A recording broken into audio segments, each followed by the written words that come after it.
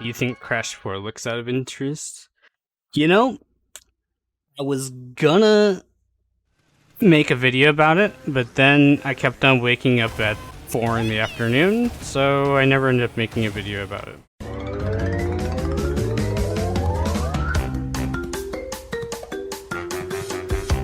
Game looks okay. I'm apprehensive in general about it. I don't want to get excited for something because I haven't seen enough of. I'm generally a cautious person about that kind of shit. I was the same way about this game.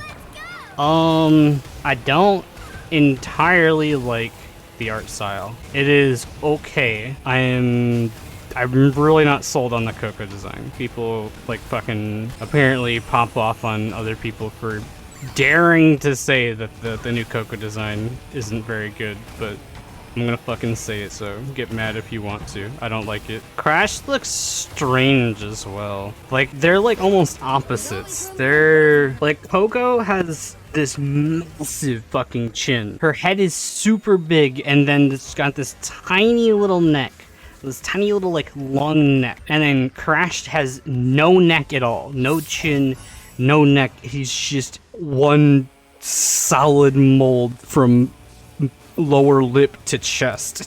So here we go. I'm gonna try to talk as much as I can about the new Crash. Like, get my thoughts out. So I don't like them switching developers again. Like, I think that is genuinely a bad thing to do. I understand switching from somebody else to Beanox or whatever for a racing game, like that one made sense. But going from platformer to platformer and then still changing studios feels strange. I don't really like that. I think the changing of hands of developers is a good way to muddy the series down and make it so the fans don't have a how do you refer to this? Think of like the Crash series in the PS2, you know what I mean? Like, you had Twonk, which looks similar. It like at least tried to keep everything somewhat similar, right? In terms of gameplay, but not really the gameplay what I'm getting at. In terms of the look is like was still consistent there. But then the next few games, it was like a slow degradation from this mascot that you could recognize. Why do I keep on not getting my U-turn there?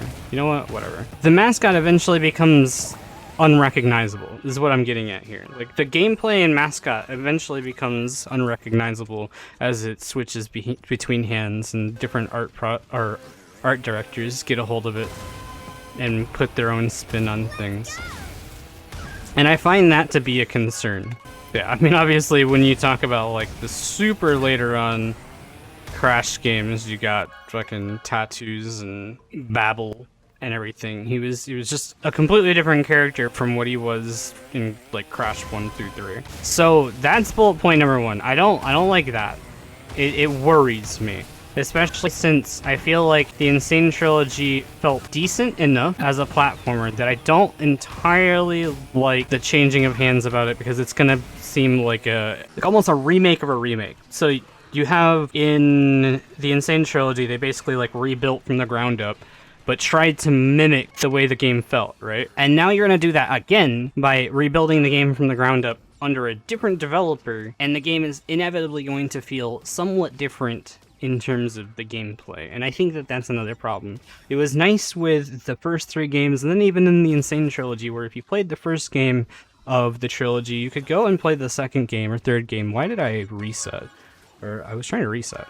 You could go play the second and third game, and the physics and everything else was similar enough that like you could just easily transition to the other one. I worry that the gameplay will feel different enough in Crash 4 in that it was created by a completely different developer that it would be hard to make that jump, and as such would feel less recognizable. I think that's kind of how I would put it. But yeah, I think I don't like, people are so strange about the defending the new designs.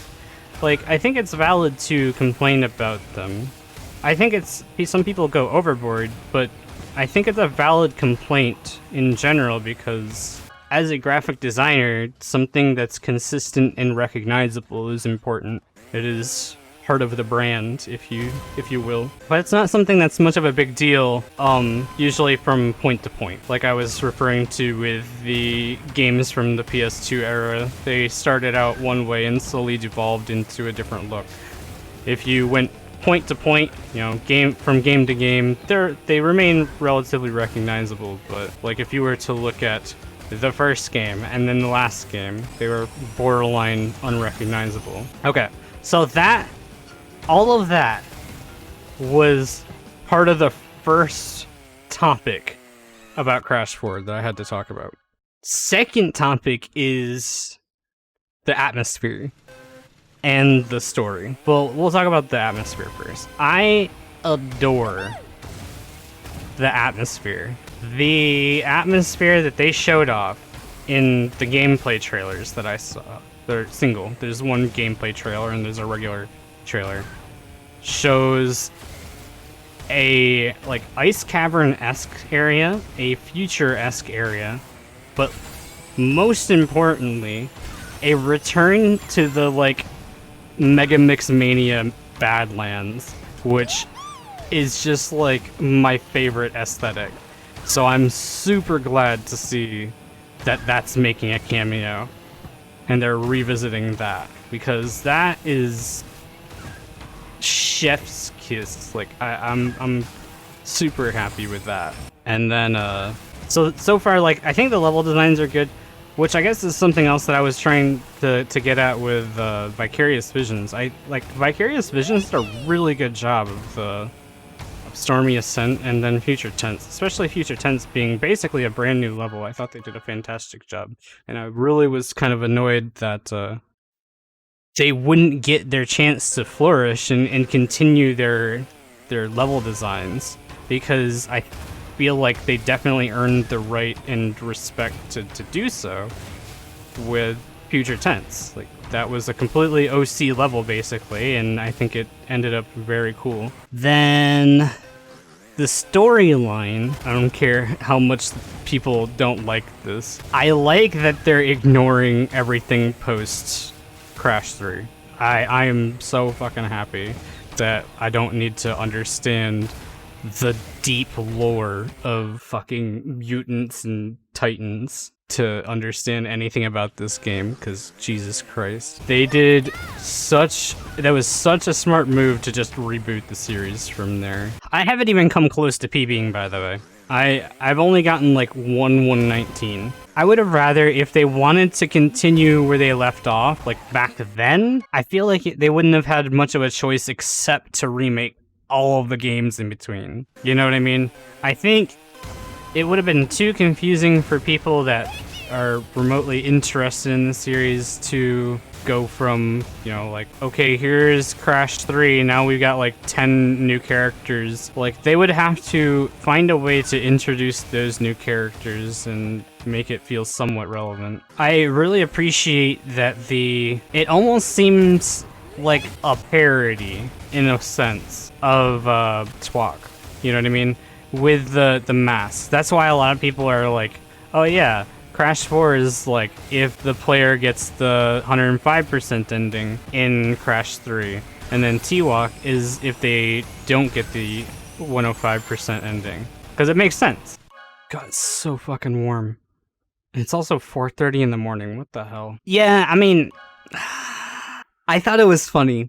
I'm gonna be real. I laughed at it. I thought it was cheeky, but I can understand it being mean. I mean, it was kind of mean. Yeah, I can kind of understand it being borderline offensive, cause like you can't help but to feel somewhat bad for the devs. You know what I mean? Like the new game comes out, the trailer's just like, yeah, these games just didn't even fucking exist. But then in the interview with the Crash 4 devs, they're like, well, we're not trying to say that it doesn't exist. Like, we're trying to say that it's an alternate timeline, or an alternate universe. Like, I thought it was funny, like, the end of the trailer, where the mask is like, how many times have you beat this guy now? And they're like, 3. Like, really? That's it? Seems like you've beat him more times than that. Like, that shit was kind of funny. I'm not gonna lie, I thought that was cute. So I think that's really all I have to say about Crash 4.